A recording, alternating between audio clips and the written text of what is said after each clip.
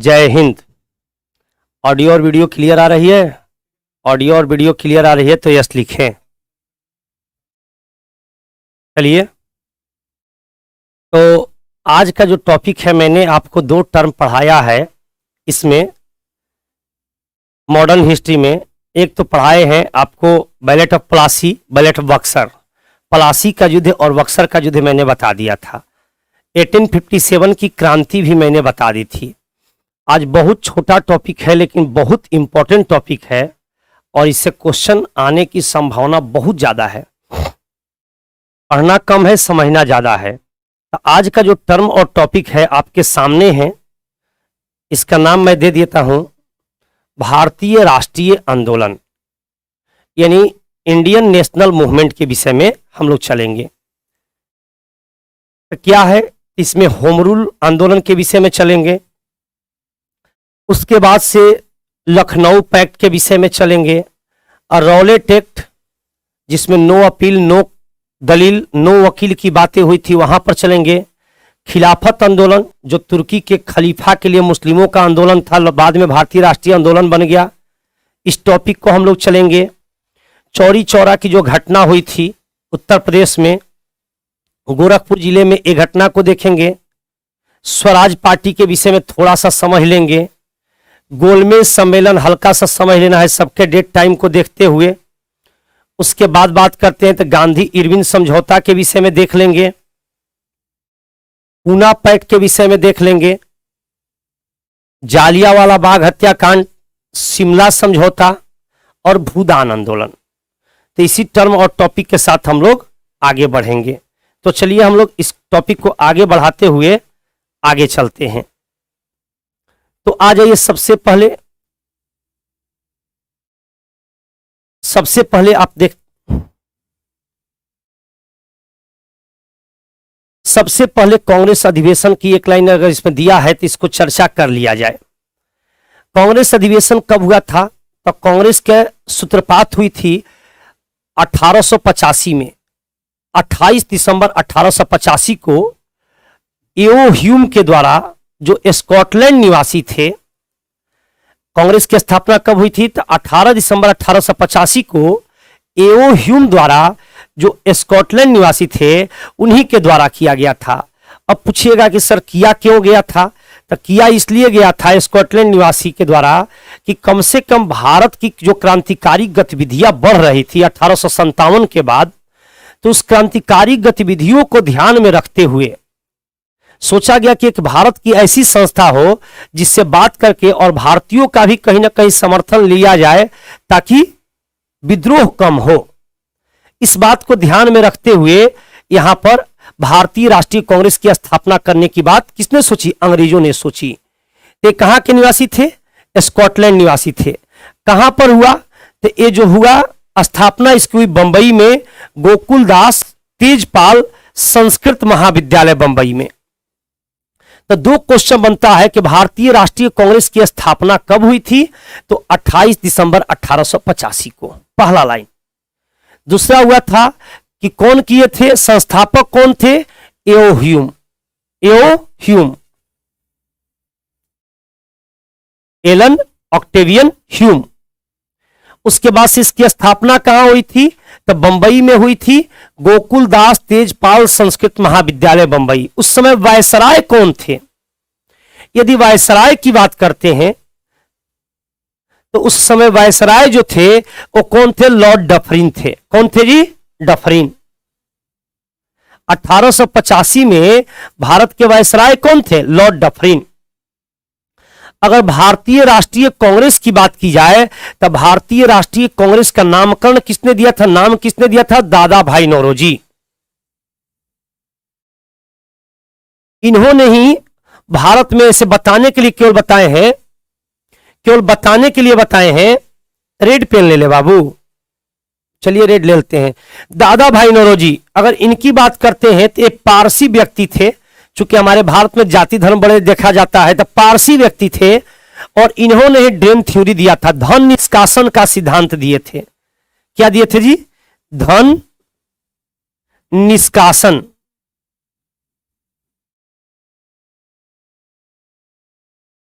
धन निष्कासन का सिद्धांत दिए थे कौन? यही दिए थे दादा भाई नौरोजी, ड्रेन थ्योरी। तो इसका पहले नाम क्या था? तो इसका पहले का नाम था भारतीय राष्ट्रीय संघ। इसको कह सकते हैं भारतीय राष्ट्रीय कांग्रेस को आईएनसी लिखता है शॉर्ट में, इंडियन नेशनल कांग्रेस। इसको भारतीय राष्ट्रीय संघ को आईएनयू लिखता है, इंडियन नेशनल यूनियन। भारतीय राष्ट्रीय संघ नाम था। इसका नाम किसने दिया था? दादा भाई नौरोजी। भारतीय राष्ट्रीय कांग्रेस का पुराना नाम या मूल नाम क्या है? तो भारतीय राष्ट्रीय संघ है। ठीक है ना, यहां से कोई दिक्कत नहीं होनी चाहिए। आज का जो टर्म है, अभी मॉडर्न हिस्ट्री चल रहा है, वायसराय कौन था? तो मैंने वायसराय का नाम यहां बताया था, लॉर्ड डफरिन थे। कौन थे जी? लॉर्ड डफरिन वायसराय थे। कौन थे? Lord Dufferin. इस पेज को ना ध्यान से देखना होगा, इस पेज से क्वेश्चन बिहार पुलिस में रह सकता है। बहुत मस्त पेज है और आज का टॉपिक ना पूरा के पूरा इंपॉर्टेंट है। मोहम्मद दानिश जी लिखते हैं ज्योग्राफी नहीं होगा। एक जवाब दे रहे हैं कि पहले जो क्लास हो रहा है उसको पहले देखा जाए, आगे बढ़ते हैं। अब मैंने बताया था होम रूल, होम रूल आंदोलन। तो होम रूल आंदोलन कहां से हुआ था? तो होम रूल आंदोलन का ना प्रारंभ जो हुआ था आयरलैंड से हुआ था। और होम रूल आंदोलन इंडिया में कब हुआ था? 1916 में। कब हुआ था? 1916 में। और आयरलैंड में होम रूल की शुरुआत करने वाले व्यक्ति का नाम क्या था? रेमंड। रेमंड।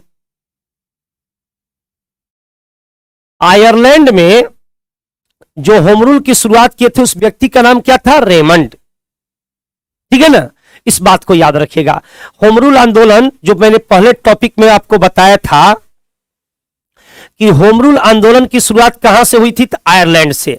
अब आपके दिमाग में होगा कि होम रूल का मतलब क्या होता है? सर ये नहीं बताए। तो होम रूल का मतलब होता है कि नागरिकों का शासन, वहां के लोगों, लोकल लोगों का शासन, यानी कहीं ना कहीं उपनिवेश का विरोध। होम रूल का मतलब क्या हो गया? उपनिवेश का विरोध। यानी होम रूल का मतलब क्या हो गया? तो कह सकते हैं कि वहां के नागरिक शासन, नागरिक शासन के लिए ही आंदोलन हुआ, जिसको होम रूल का नाम दिया गया।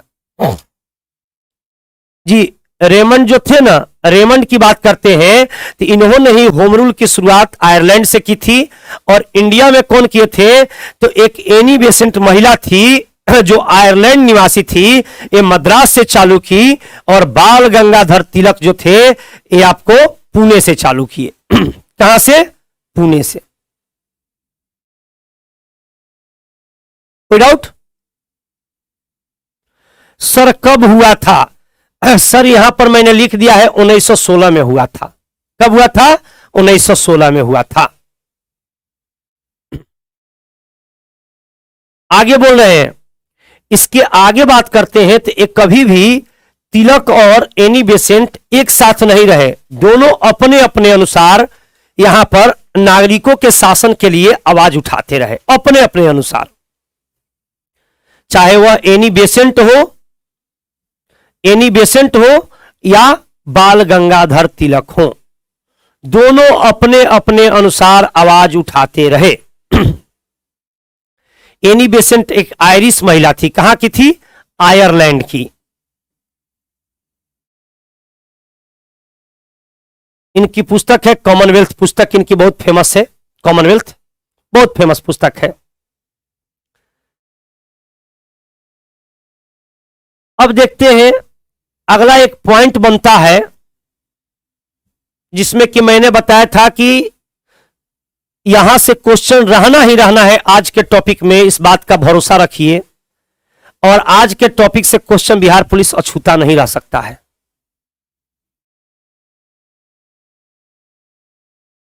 तो रॉलेट एक्ट की बात करते हैं, अगले पॉइंट की चर्चा करते हैं। रॉलेट एक्ट क्वेश्चन हम पढ़ा रहे हैं भारत का इतिहास जो आपके सिलेबस में है। अगर रॉलेट एक्ट की चर्चा करते हैं तो रॉलेट एक्ट कब आया था? 19 मार्च 1919 को आया था। कब आया था? 19 मार्च 1919 को आया था। तो रॉलेट एक्ट को एक काला कानून कहते हैं।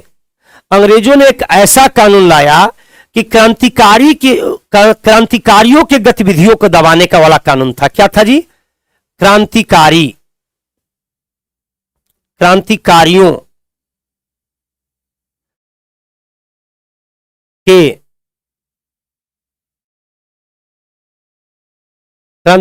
के गतिविधियों को दबाने वाला कानून का नाम, दबाने वाला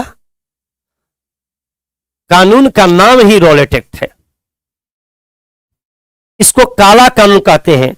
इसके अंतर्गत न किसी व्यक्ति को संदेह के आधार पर गिरफ्तार किया जा सकता है, और इसमें एक बातें थी, नो वकील, नो अपील और नो दलील। न वकील की बातें कही गई, न यहां पर कोई अपील की बातें हैं, न दलील की बातें हैं। जिसको गिरफ्तार कर लिया गया उसको टॉर्चर करने के अलावा कोई दिक्कत नहीं है।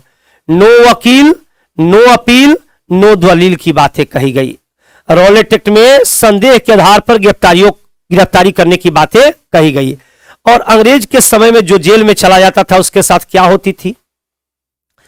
तीसरी रॉलेट एक्ट की घटना है कि यहां पर क्या हुआ था कि अप्रैल के शुरुआती हफ्ते में वहां के पंजाब के 2 स्थानीय नेता थे। कहां के? पंजाब के। डॉक्टर सैफुद्दीन किचलू और डॉक्टर सत्यपाल, ये 2 पंजाब के स्थानीय नेता थे। कहां के स्थानीय नेता थे? मैं फिर से लिख दे रहा हूं, पंजाब के। तो उनको अप्रैल में ना लोकप्रिय नेता 10 अप्रैल 1919 को पंजाब के स्थानीय नेता, लोकप्रिय नेता सैफुद्दीन किचलू और डॉक्टर सत्यपाल को गिरफ्तार कर लिया गया। जैसे ही इन लोगों को गिरफ्तारी की गई, हम मार्च में एक्ट आया था, और एक्ट आने के बाद यहां पर संदेह के आधार पर गिरफ्तारी की बातें कही गई, तो उसी दिन नहीं ना हो जाएगा जी। धीरे धीरे करके गिरफ्तारी की बात बढ़ने लगी। तो जब गिरफ्तारी की गई और गलत ढंग से गिरफ्तारी की गई, तो यहां के आम पब्लिकों ने क्या किया? आवाज उठाया। तो इसी आवाज के परिणाम स्वरूप जो घटनाएं घटी उसका नाम रहा जालियांवाला बाग हत्याकांड। इसी से रिलेटेड है।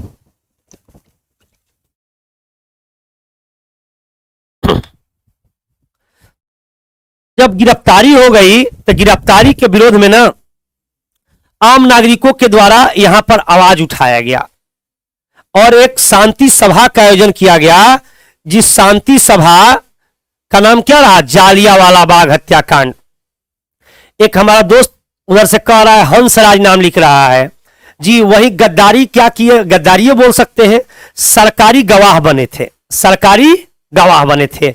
जालियांवाला बाग हत्याकांड के सरकारी गवाह बने थे जी। आगे होगा। अब देखिए, जब यहां पर गिरफ्तारी की गई तो यहां पर क्या हुआ कि इस तरह से काला कानून का हर जगह पर पूरे इंडिया में विरोध होने लगा। तो उस विरोध का परिणाम विरोध का एक शब्द था जालियांवाला बाग। इस एक्ट में पंजाब के अमृतसर में जालियांवाला बाग में एक सभा बुलाई गई थी, और यह सभा सबसे बड़ी बात है, यहां ध्यान दीजिएगा, शांतिपूर्ण सभा थी। कैसी सभा थी? शांतिपूर्ण सभा थी।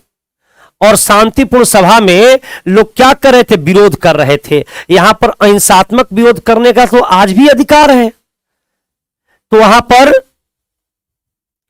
क्या हुआ कि पंजाब के जो गवर्नर थे उनके आदेश पर दोनों डायरे थे, ओ डायर और आर डायर, तो जनरल डायर ने वहां पर पहुंच करके जालियांवाला बाग में, और यहां पर फोटो दिया हुआ है कि चारों ओर से बाउंड्री था।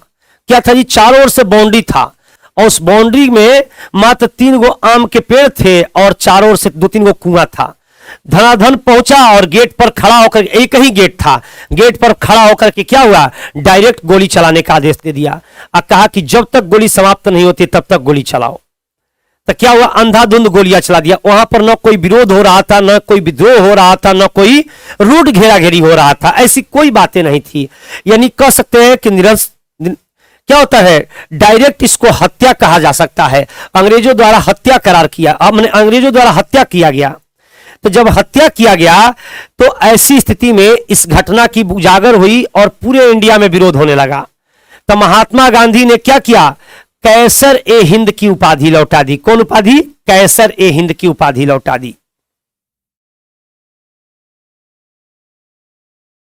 महात्मा गांधी ने कैसर ए हिंद की उपाधि लौटा दी। तो पूछा जाता है कि किस घटना के विरोध में महात्मा गांधी ने कैसर ए हिंद की उपाधि लौटाई? तो आपको एक क्वेश्चन है, कैसर ए हिंद की उपाधि जालियांवाला बाग हत्याकांड के विरोध में इसने लौटाए गांधी जी ने। यहां तक कि रविंद्रनाथ टैगोर को सर की जो उपाधि मिली थी, इन्होंने भी सर की उपाधि लौटा दी। कहा कि अंग्रेज तुम्हारे इस तरह से हत्या के विरोध में हमको, माने हत्या के चलते, जिस तरह के तुम हत्यारा हो, हमको कोई आपका उपाधि दिया हुआ पसंद नहीं है। तो अंग्रेजों का इन लोगों ने शांतिपूर्ण विरोध किया। तो इसके लिए अंग्रेजों ने जांच के लिए एक कमेटी बनाई, जिसका नाम क्या रहा? Hunter committee. क्या रहा? Hunter committee. इस घटना की जांच के लिए अंग्रेजों ने जो कमेटी बनाई, उस कमेटी का नाम रहा क्या? Hunter committee. हालांकि कांग्रेस भी एक कमेटी बनाई, लेकिन कांग्रेस का अध्यक्ष थे मदन मोहन मालवीय, लेकिन कांग्रेस का सुनने वाला उस समय कौन था अंग्रेजों के सामने? तो इस घटना की जांच के लिए एक हंटर कमेटी बनाई। ये हंटर कमेटी रिपोर्ट दी कि 379 लोग मारे गए थे, 379 लोग मारे गए थे। कितना लोग? लेकिन यहां पर ना 1000 से ज्यादा 1300-1400 लोग मारे गए थे। कांग्रेस के रिपोर्ट के अनुसार 1300 समथिंग लोग कम से कम वहां पर हत्या हुई थी। 1000 से ज्यादा लोग मारे गए थे। लेकिन क्वेश्चन आपको पूछेगा कि हंटर कमेटी के सरकारी रिपोर्ट के अनुसार जालियांवाला बाग हत्याकांड में कितने लोग मारे गए थे? 379 ही दोस्त देना पड़ेगा आपको आंसर। अब जालियांवाला बाग हत्याकांड हो गया, तमाम लोग उपाधियां लौटा दी, तो क्या किया गया? जनरल डायर को वहां से ट्रांसफर कर दिया गया।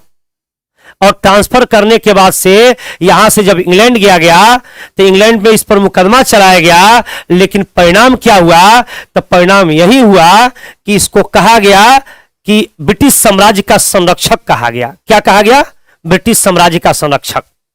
तो जनरल आर डायर तो था नहीं, जनरल ओ डायर बचा था, जिसको 1940 में उधम सिंह ने जाके इंग्लैंड में गोली मार दिया था। कौन मारा था? उधम सिंह, बदला लेने के लिए। हो सकता है उनके फैमिली में सब मरा गया हो इसी जालियांवाला बाग में। तो उधम सिंह जाकर के 1940 में ना वहां पर जनरल डायर जो पंजाब का गवर्नर था, ओ डायर, उसको जाके गोली मार दिए। बड़ी सुरक्षा के बीच में गोली मार दिए। अब हथियार कैसे लेके चले गए थे? वो बुक रखे थे और उसी बुक में पिस्टल के शेप में काट करके क्या किए? ऊपर हाथ को उठा लिए, हाथ ऊपर उठा करके और लेकर के चले गए।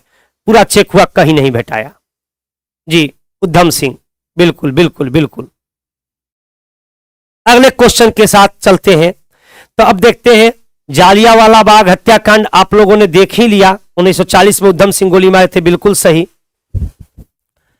अब आ जाते हैं खिलाफत आंदोलन के सेंस में बात करते हैं। किस सेंस में बात करते हैं? खिलाफत आंदोलन। तो खिलाफत आंदोलन जो था ना, एक तुर्की में खलीफा का पद था। कैसा पद था थी? तो खलीफा का जो पद था वो धार्मिक पद था। कैसा पद? धार्मिक। तो खलीफा के पद को क्या किया गया? समाप्त कर दिया गया। तो इसी के अगेंस्ट में ब्रिटेन के खिलाफ में आवाज उठने लगी। हालांकि मुस्तफा कमाल पाशा ही खत्म किया था। तो धर्म की बात यदि आती है तो पूरा विश्व एक साथ हो जाता है। यदि धर्म की बात आती है तो पूरा विश्व एक साथ हो जाता है। तो यदि बात करते हैं खिलाफत आंदोलन का, तो खलीफा का जो धार्मिक पद था, धर्मगुरु का पद कह सकते हैं, उसको समाप्त कर दिया। तो इसके समर्थन में ब्रिटेन के खिलाफ में, ब्रिटिश के खिलाफ में आंदोलन हुआ। ब्रिटेन के खिलाफ में आंदोलन हुआ। तो पूरे मुस्लिम समुदायों में हो गया। तो खिलाफत आंदोलन के शुरुआती नेता कौन थे? तो भारत में शौकत अली और मोहम्मद अली थे। ठीक है ना? शौकत अली और मोहम्मद अली थे। खिलाफत आंदोलन 1919 में हुआ था। आगे चल करके खिलाफत आंदोलन के नेता कौन बने? तो गांधी जी। कौन बने? गांधी जी। खिलाफत आंदोलन के नेता कौन बने? ये शुरुआत ये लोग किया था, शौकत अली और मोहम्मद अली। लेकिन आगे चल करके खिलाफत आंदोलन के नेता कौन बन गए? तो गांधी जी बन गए। कौन बन गए बाबू? गांधी जी। खिलाफत आंदोलन के। लेकिन गांधी जी को लगा कि धार्मिक आंदोलन से पूरे अंग्रेजों को हिलाया नहीं जा सकता है, जड़ को। तो इनको ऐसा लगा कोई बड़े आंदोलन की जरूरत है, कोई बड़े आंदोलन की जरूरत है। इस बड़े आंदोलन को सोच करके लास्ट में खिलाफत आंदोलन को रोक करके यहां पर क्या लेके आ गए, असहयोग आंदोलन। ऐसी असहयोग आंदोलन में क्या किए, खिलाफत आंदोलन को मर्ज कर दिए, मिला दिए। खिलाफत आंदोलन में क्या किए, तो एक क्वेश्चन पूछा जाता है कि खिलाफत आंदोलन के नेता कौन थे, तो आपको जवाब में गांधी जी का नाम देना पड़ेगा। खिलाफत आंदोलन के नेता कौन थे, गांधी जी। भारत में खिलाफत आंदोलन की शुरुआत किसने किया था, तो शौकत अली और मोहम्मद अली। खिलाफत आंदोलन क्या है, तो खलीफा के जो पद समाप्त किया गया, इस पद के समाप्त करने के एगेंस्ट में ये जो बातें उठी, इसी को खिलाफत शब्द का नाम दिया गया। ठीक है ना।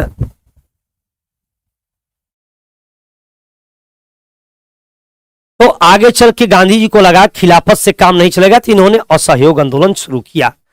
अगले बात पर चलते हैं, देखिए असहयोग आंदोलन। असहयोग आंदोलन कहां हुआ था, कब हुआ था, 1920 में। अब जहां तक असहयोग आंदोलन का बात रहा, तो 1920 में कांग्रेस के सहमति के लिए गांधी जी 1920 में दो कांग्रेस कॉन्फ्रेंस हुए, दो कांग्रेस का सम्मेलन हुआ 1920 में। एक आपको हुआ था कलकत्ता में, एक हुआ था नागपुर में। तो कलकत्ता के जो समर्थन किए थे, माने अध्यक्षता किए थे कांग्रेस के, लाला लाजपत राय किए थे, लाला लाजपत राय, लाजपत राय। यहां पर किए थे वीर राघवाचारी, वीर राघवाचारी। ठीक है ना। तो जहां तक प्रश्न है लाला लाजपत राय का, तो कांग्रेस के जो पहला कलकत्ता अधिवेशन हुआ था, वहां पर असहयोग आंदोलन गांधी जी कह रहे थे, तो इसका सपोर्ट कोलकाता से नहीं मिला। क्योंकि ऐसे भी गांधी जी जो थे ना, वो क्या थे, नरम दल के नेता थे, और लाल बालपाल क्या थे, गरम दल के नेता थे।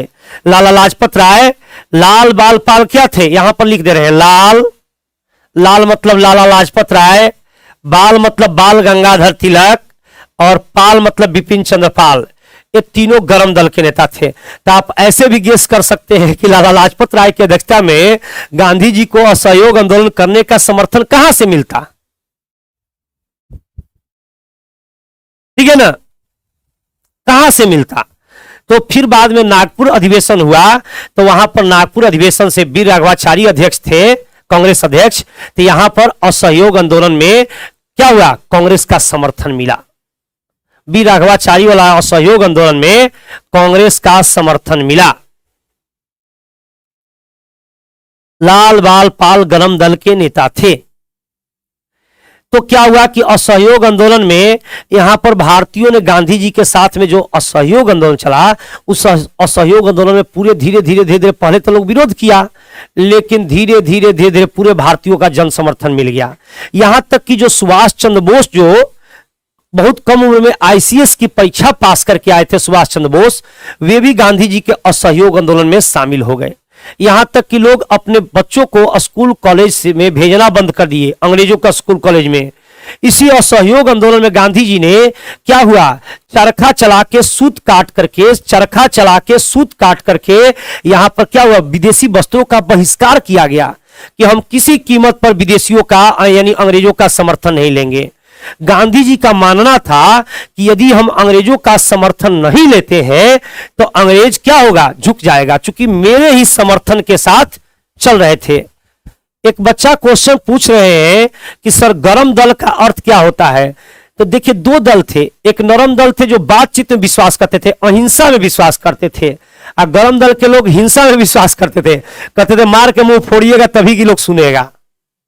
बात समझ गए ना। आईसीएस, इस समय आईएएस होता है, आईसीएस की परीक्षा मैंने बोला था, तो उस समय होता था आईसीएस यानी इंडियन सिविल सर्विसेज, भारतीय सिविल सेवा। अब हो गया आईएएस, भारतीय प्रशासनिक सेवा हो गया है। ठीक है, कमेंट का जवाब मैं दे दिया। कोई दिक्कत?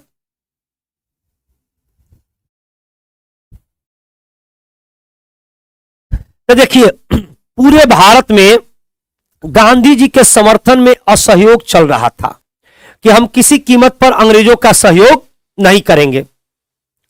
तब तक क्या हुआ कि संजोगवश एक घटना घट गई। 5 फरवरी 1922, लगता है गलती मिसप्रिंट हो गया, 5 फरवरी है।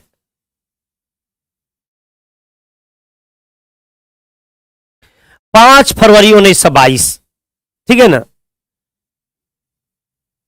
तो 5 फरवरी 1922 के दिन की एक घटना है कि असहयोग आंदोलन जब चल रहा था तो उस असहयोग आंदोलन में एक शांति जुलूस निकला था।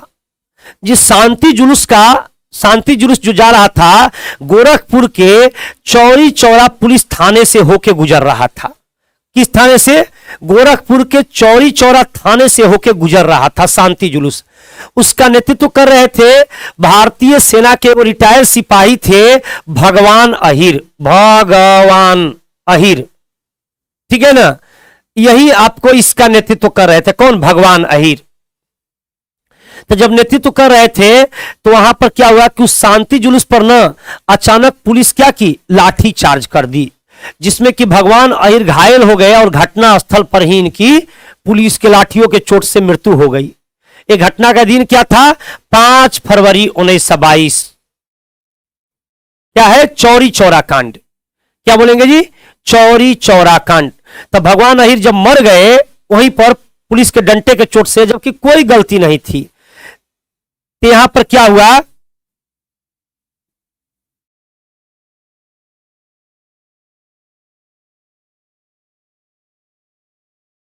देखिए यहां पर डाटा में थोड़ा सा भैरी है। तो यहां पर एक पुलिसकर्मी समेत 21 पुलिसकर्मी समेत एक थानेदार को यानी 22 लोग को क्या किया गया? पकड़ कर क्या सबको थाना में बंद करके जिंदा जला दिया। क्या कर दिया गया? जिंदा जला दिया गया। तो इस घटना से गांधी जी काफी दुखी हुए। क्या हुए जी? काफी दुखी हुए। तब 22 पुलिसकर्मियों को जिंदा जला दिया, तब काफी दुखी हो गए। अब गांधी जी का जो आंदोलन था ना वह किसी कीमत पर वह किसी कीमत पर उग्र नहीं होने देना चाहते थे। तो जब किसी कीमत पर वे आंदोलन को उग्र नहीं होने देना चाहते थे गांधी जी, तब क्या हुआ कि उनको पता चला कि चौरा चौरी की घटना हो गई। तो इस घटना के कारण 22 था जी 22। इस घटना के कारण यहां पर क्या हुआ कि गांधी जी 12 फरवरी 1922 को असहयोग आंदोलन को वापस ले लिए। तो क्वेश्चन पूछता है कि गांधी जी ने असहयोग आंदोलन को कब वापस लिया? तब कब वापस लिया जी? तब 12 फरवरी 1922 को असहयोग आंदोलन को वापस ले लिए। किस घटना के कारण? तो चौरी चौरा की घटना के कारण, ठीक है ना, चौरी चौरा के घटना कारण। तो इसको यदि अगर बात करते हैं तो सुभाष चंद्र बोस बोले थे गांधी जी को चौरी चौरा घटना कारण असहयोग आंदोलन को वापस लेने के लिए यह दुर्भाग्यपूर्ण गांधी जी का डिसीजन करार दिए थे। बोले थे कि यह गांधी जी का सबसे दुर्भाग्यपूर्ण डिसीजन है। गांधी जी ने असहयोग आंदोलन को कब वापस लिया? 12 फरवरी 1922। 11 तारीख को ही घोषणा कर दिए थे, 12 तारीख से कोई काम असहयोग वाला बंद हो गया। ठीक है, आगे बढ़ते हैं। असहयोग आंदोलन वापस लेने की घोषणा कब किए थे? तो 21 फरवरी 1922 को रात को किए थे, जो कि 12 फरवरी से लागू हो गया। 12 फरवरी सही डेट है, 12 फरवरी 1922 को। आगे बढ़े। इस सब एक एक चीज को ना बड़ी ध्यान से आप लोग देखिएगा, बड़ी ध्यान से देखिएगा। इसको अंदाज पर छोटे स्तर पर नहीं देख सकते हैं। इसके बाद मैं कांग्रेस सेशन को भी बात करूंगा,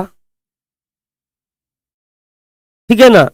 उसके बाद मैं कांग्रेस सेशन को भी चालू करूंगा। उसके बाद से जनजातीय विद्रोह को पढ़ा दूंगा। आपको जितना टॉपिक है उस सब टॉपिक हो जाएगा। आगे बढ़ते हैं दोस्त।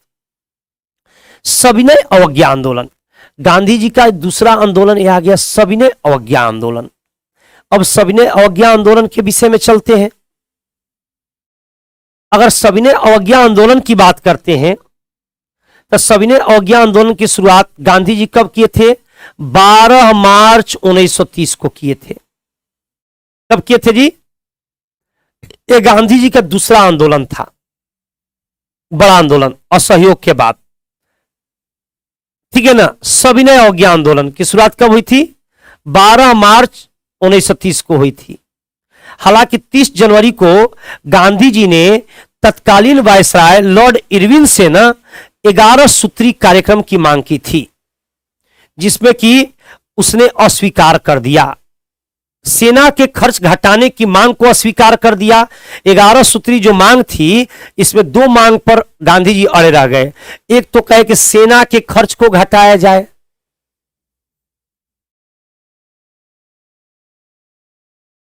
अब बताइए कि सेना के सिपाही में खर्च होता है ज्यादा कि अधिकारी में? सेना के खर्च को घटाया जाए तो अधिकारी में ज्यादा खर्च होता है कि सिपाही में? तो आप भी जानते हैं कि अधिकारी में ज्यादा खर्च होते हैं। इस पर अंग्रेज मानने के लिए तैयार नहीं हुए। और दूसरा, बंदी बनाए गए, गलत ढंग से बंदी बनाए गए भारतीयों को रिहा करने की बात, ये भी गांधी जी के बात नहीं माने। तो गांधी जी क्या किए? असहयोग आंदोलन क्या शुरुआत कर दिए। तो जिस समय गांधी जी असहयोग आंदोलन की शुरुआत किए, असहयोग बोल रहे हैं, सविनय अवज्ञा आंदोलन की शुरुआत किए, उस समय वायसराय कौन था? तो वायसराय थे लॉर्ड इरविन। कौन था जी? वायसराय थे लॉर्ड इरविन। 11 सूत्री कार्यक्रम, हाँ जी, दांडी मार्च इसी में है, इसी में है दांडी मार्च। तो इसी में क्या हुआ? सविनय अवज्ञा आंदोलन की शुरुआत हुई।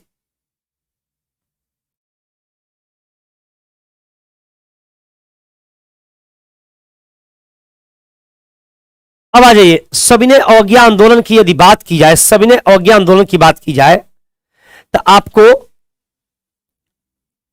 12 मार्च 1930 को गांधी जी ने दांडी से, मैंने क्या होता है, साबरमती आश्रम से दांडी के लिए यात्रा किए अपने 78 साथियों के साथ। 78 साथियों के साथ। कितने साथियों के साथ? 78 साथियों के साथ, यानी एक अपने थे। इसमें टोटल व्यक्ति कितने थे? 79 चले, लेकिन लास्ट में कितने हो गए? चलते चलते वहां पर हजारों की संख्या में भीड़ हो गई। कहां पर? दांडी पहुंचते पहुंचते। दांडी मार्च की यात्रा में एक क्वेश्चन पूछता है कि इनके साथ कोई महिला यात्री थी या नहीं थी? तो एक महिला यात्री भी थी, जिनका नाम तो क्या था? सरोजनी नायडू। सरोजनी नायडू। सरोजनी नायडू थी। जब यहां से चले तो इन लोगों ने 78 दिन की यात्रा, कितने दिन की? यहां पर इन लोग 24 दिन की यात्रा शुरू किया। कितने दिन की? 24 दिन की यात्रा हुई। 78 यात्रियों के साथ यात्रा हुई गांधी जी की, और बाद में चल के हजारों की संख्या हो गई, ठीक है ना। और गांधी जी 5 अप्रैल 1930 को दांडी पहुंचे। कब पहुंचे? 5 अप्रैल 1930 को दांडी पहुंचे। और 6 अप्रैल 1930 को ये क्या किए? नमक कानून को भंग किए। समुद्र के पानी से नमक बना करके नमक कानून को भंग किए। तो इसको क्या बोलते हैं? इसी को बोलते हैं दांडी मार्च की यात्रा। गांधी जी का वहां पर कहना था, दांडी में, गुजरात में दांडी पड़ता है 6 अप्रैल को, कि यह जो है प्रकृति द्वारा है और खाने पीने वाले चीज पर ना आपको टैक्स नहीं लगना चाहिए। अब ये मत बोलिएगा कि मोदी जी गरीब भोजनों पर जीएसटी लगा रहे हैं, तो वो अलग बात है, वो अलग बात है। No comment. हमारे वजीरे आजम हैं, उन पर कमेंट नहीं। आगे बढ़ते हैं जी। 5 अप्रैल को पहुंचे और 6 अप्रैल 1930 को नमक कानून को तोड़े। फिर से एक बार दोस्त रिपीट कर रहे हैं कि इस वीडियो को जितना अधिक से अधिक बार देख करके लाइन बाय लाइन जो मैं बोल रहा हूं, ये सब के सब क्वेश्चन है। ध्यान रखिएगा इस सब चीज को। इसको 2-3 बार देखिएगा ना तो आपको याद हो जाएगा, और ज्यादा इसमें कुछ है नहीं। अब आ जाइएगा, एक गोलमेज सम्मेलन की बात हुई थी, जिसको हम लोग अंग्रेजी शब्द में कहते हैं राउंड टेबल कॉन्फ्रेंस। क्या बोलते हैं जी? राउंड टेबल कॉन्फ्रेंस, गोल मेज सम्मेलन।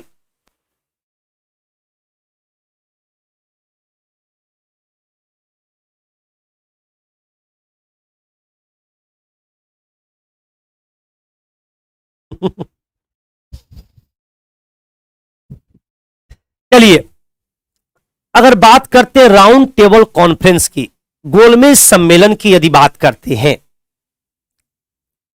ठीक है ना, आइए इस टर्म को देखा जाए। राउंड टेबल कॉन्फ्रेंस कितना हुआ था? 1, 2 और 3। कब कब हुआ था? 1930, 1931, 1932, 3 राउंड टेबल कॉन्फ्रेंस हुए थे। यही देखिएगा गोलमेज सम्मेलन है। एक गोलमेज हो गया, उसके चारों तरफ लोग बैठ करके क्या कर रहे हैं? कॉन्फ्रेंस यानी वार्तालाप चल रही है। तो एक क्वेश्चन पूछता है कि गांधी जी किस गोलमेज सम्मेलन में भाग लिए थे? तो दूसरे गोलमेज सम्मेलन में भाग लेने कौन पहुंचे थे? गांधी जी। दूसरे गोलमेज सम्मेलन भाग लेने कौन पहुंचे थे? गांधी जी। और तीनों गोलमेज सम्मेलन हुआ क्या था? तो लंदन में। और एक बात ये भी याद रखिएगा कि उस समय ब्रिटेन के प्रधानमंत्री कौन थे? रैमजे मैकडोनाल्ड, जिसने आरक्षण का कॉन्सेप्ट दिया था। रिजर्वेशन का कॉन्सेप्ट इसी का देन है, आरक्षण। आरक्षण की रूपरेखा इसी ने बताई थी। कौन? Ramsay MacDonald.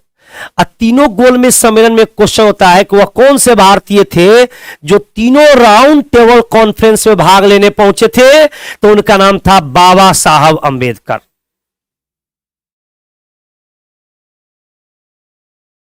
तीनों राउंड टेबल कॉन्फ्रेंस में भाग लेने वाले।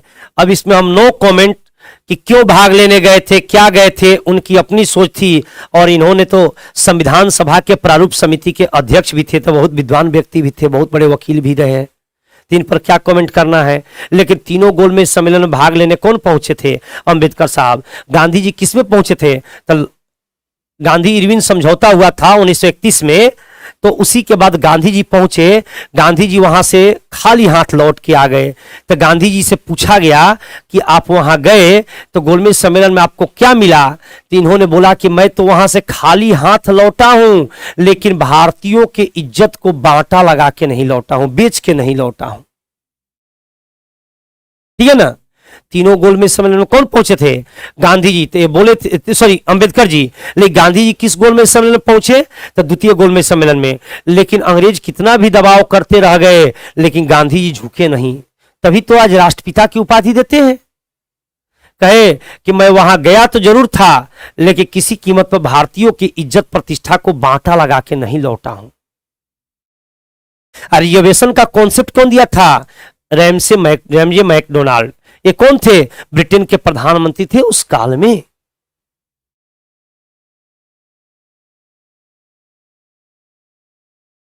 द्वितीय गोलमेज सम्मेलन कब हुआ था? तो 7 सितंबर 1931 को हुआ था। कहां हुआ था? सेंट पॉल पैलेस में हुआ था। वायसराय कौन थे उस समय भारत के? Lord Linlithgow. कौन थे जी? Lord Linlithgow. मुस्लिम लीग से शामिल सदस्य कौन थे? मोहम्मद अली जिन्ना। दलित वर्ग से कौन थे? बाबा साहब अंबेडकर। और कांग्रेस का प्रतिनिधित्व कौन करने पहुंचे थे? गांधी जी। गांधी जी को किस जहाज से लंदन गए थे? तो राजपूताना जहाज से। कई बार एग्जाम का प्रीवियस क्वेश्चन है, जहाजवा का नाम पूछ दिया था। किस जहाज से गए थे? राजपूताना जहाज से।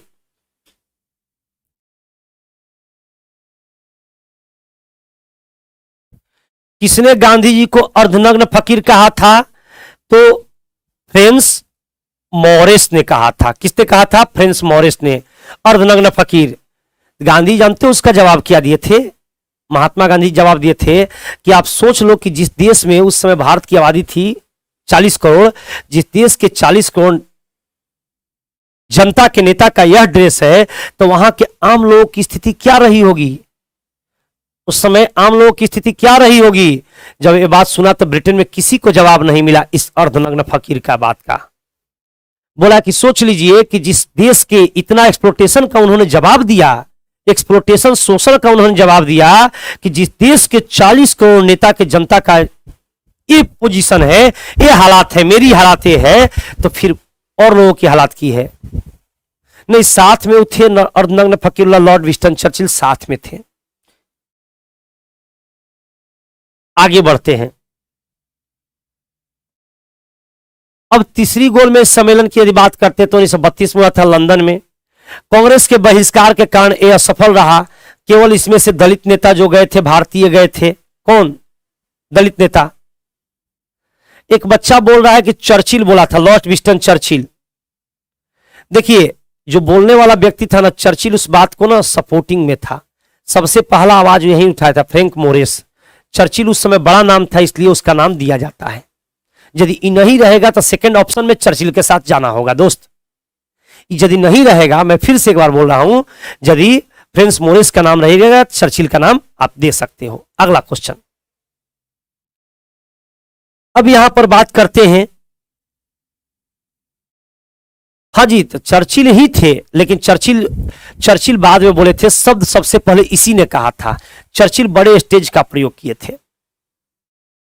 चर्चिल नाम ज्यादा देता है। आगे बढ़ते हैं। गांधी इरविन समझौता। तो गांधी इरविन समझौता में कौन थे? तो महात्मा गांधी थे। अब वायसराय कौन थे? Lord Irwin. उनकी शर्त थी कि सविनय अवज्ञा आंदोलन को समाप्त किया जाए और कांग्रेस गोलमेज सम्मेलन में भाग लेने के लिए लंदन आवे। तो इसलिए ब्रिटिश के सम्मान का बहिष्कार न किया जाए। कौन कहा था? Lord Irwin. 5 मार्च 1931 को लॉर्ड इरविन समझौता कब हुआ था? गांधी इरविन समझौता 1931 को, गांधी इरविन समझौता। वहां पर महात्मा गांधी ने 11 सूत्री कार्यक्रम मांग को रखा था। कितने मांग को रखा था? 11 मांग को रखा था, लेकिन इनके मांग को नहीं माना गया, जो कि मैंने पहले ऊपर बता दिया था।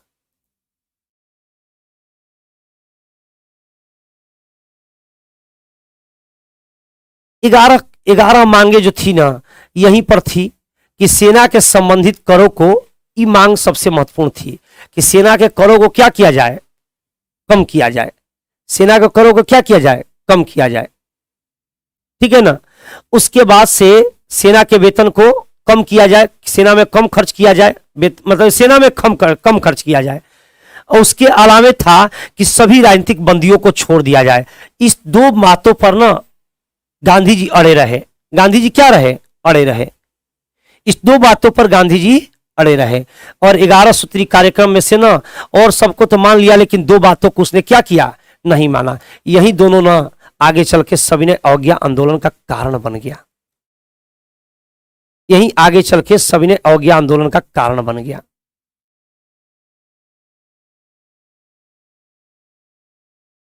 ठीक है ना।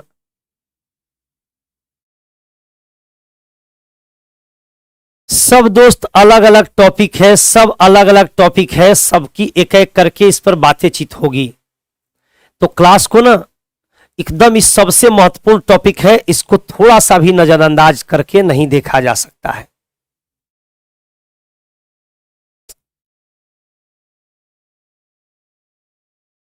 जी, अगला पॉइंट है पूना समझौता। तो पूना समझौता कहां हुआ था? यरवदा जेल में। यरवदा जेल कहां है? पुणे में है। तो पूना समझौता कब हुआ था? तो 24 सितंबर 1932 को हुआ था पूना समझौता। किसके किसके बीच हुआ था? तो महात्मा गांधी और अंबेडकर के बीच हुआ था पूना समझौता। यहीं से ना रिजर्वेशन की कॉन्सेप्ट पड़ी थी, न्यू पड़ी थी पूना समझौता से, जिसको पूना पैक्ट बोलते हैं। क्या बोलते जी? पूना पैक्ट। पूना पैक्ट कब हुआ था? 24 सितंबर 1932 को हुआ था। यहां पर क्या हुआ था कि केंद्रीय विधानमंडल में दलित वर्गों के सुरक्षित सीटों को 18% बढ़ा दिया गया। यहां पर कहा गया कि दलित वर्गों के सीटों की बढ़ाने की बात कही गई, और प्रांतीय विधानमंडल में सीटें बढ़ा दी गई। किसके? दलित वर्ग की। किस वर्ग की? दलित वर्गों की सीट को बढ़ा दिया गया, और 71 से बढ़ा के 148 कर दिया गया। तो यहां पर पूना समझौता में हुआ था कि जिस तरह से गांधी जी से जिन्ना साहब अलग देश की मांग कर रहे थे, तो उस समय अंबेडकर साहब भी अपने प्रतिनिधित्व को लेकर, अपने अस्तित्व को लेकर के आवाज उठाए। तो गांधी जी बोले कि देखो भाई अंबेडकर, हम और तुम भाई है, अगर दलित वर्गों की अगर दिक्कत है तो उस दिक्कत को स्वीकारते हुए कुछ दिन के लिए आरक्षण दे दिया जाएगा और धीरे धीरे धीरे धीरे आगे चल के हम लोग फिर तुम्हारा भी वर्ग के लोग विकास कर जाएंगे, तो फिर हम और तुम भाई भाई एक साथ मिलकर देश को आगे बढ़ाएंगे। तो इसी का नाम है पूना समझौता। कब हुआ था? 1932 में। किसके किसके बीच हुआ था? गांधी और अंबेडकर के बीच में हुआ था पूना समझौता। एक क्वेश्चन उठता है, ध्यान दीजिएगा, एक क्वेश्चन उठता है पाकिस्तान की मांग। ये पूरा जो पीपीटी है किसके बेस पर है? बिहार पुलिस के बेस पर है। भीमराव अंबेडकर दलित थे, बिल्कुल सही बात है। ये बिहार पुलिस के बेस पर है और टोटल के टोटल यहां से क्वेश्चन दागे जाते हैं।